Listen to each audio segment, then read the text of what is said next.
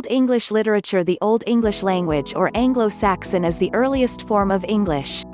The period is a long one, and it is generally considered that Old English was spoken from about AD 600 to about 1100.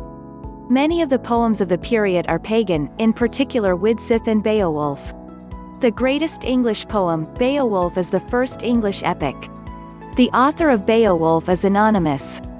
It is a story of a brave young man, Beowulf, in 3,182 lines.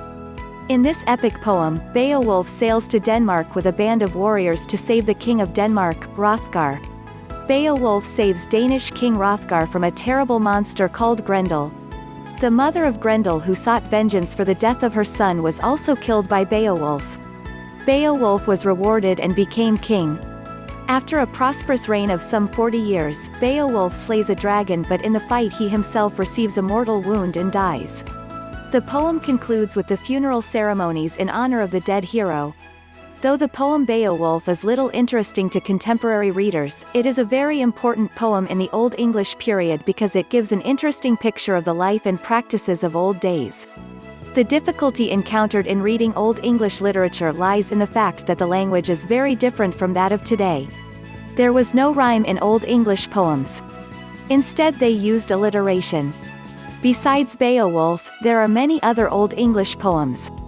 Widsith, Genesis A, Genesis B, Exodus, The Wanderer, The Seafarer, Wife's Lament, Husband's Message, Christ and Satan, Daniel, Andreas, Guthlac, The Dream of the Rood, The Battle of Malden, etc. are some of the examples. Two important figures in Old English poetry are Cynewulf and Caedmon.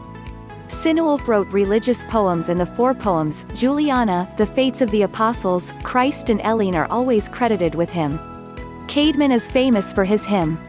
Alfred enriched Old English prose with his translations, especially Bede's Ecclesiastical History.